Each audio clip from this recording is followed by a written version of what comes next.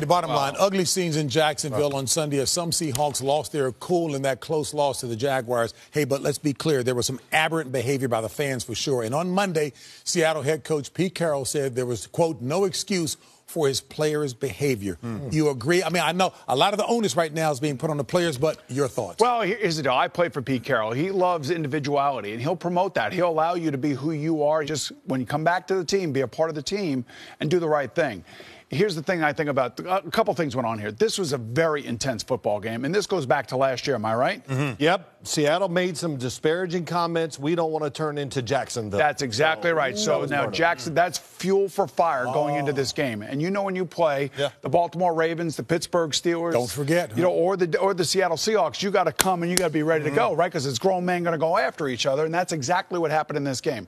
Two things I would just say. At the end, I don't think Michael Bennett cheap-shotted the center for No, he did not. I think he was trying to swipe the ball because he's trying to win the football game. I did that 3 or 4 times in my career. Right. And then, did you ever get the football? No. Okay. But as you heard the announcer there talking about, everybody knows it's a kneel down, don't do what Greg Schiano wanted the Tampa Bay Buccaneers to do at that situation.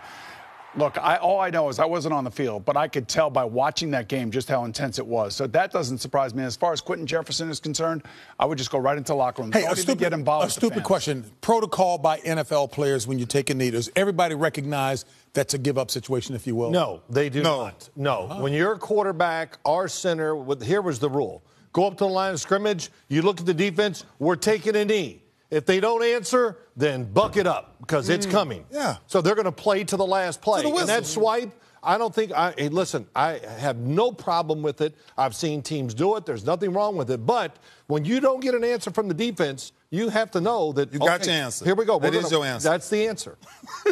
Yeah, keep your chin strap buckled at all times. Yeah, bottom line, listen, Bennett was not going for his knee. Jefferson, listen. There's too many times, Boom, that you walked in opposing stadiums and people have threw things at you. Now, should that be regulated? Absolutely. I think that person should never be able to come back into an NFL stadium again if you're going to disrespect the players from that level. But he has to control himself. He has to understand him going up in those stands does nothing for him or his team. Now, when you talk about the actual Seattle Seahawks, is one thing I've always wanted to tell. I've been saying this for the last few years. 1 yard line will forever follow this team. Boy, that's... JB, it's never been the same since that decision was made.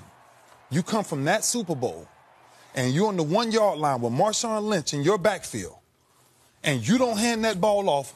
We have not seen the same Seattle Seahawks since that moment. I'll tell you one other thing. We have not seen the same Jacksonville Jaguars at all this year. This is a new team. This is a new spirit on this football team. The difference being what to you? I'll tell you, well, Calais Campbell is a big difference. A.J. Boye is a big difference. He's a leader in interceptions right now. It's a ball-hawking secondary. So, Boom, to you, they've gotten over that hump. Well, totally different ball club? Attitudinally? Let me tell you what it is. We all watch Animal Planet.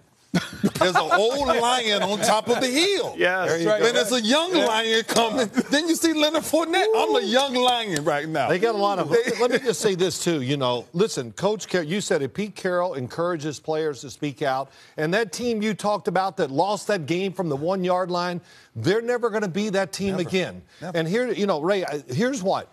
So he encourages them, and I've never seen a team in the Seattle Seahawks, not a team like it ever.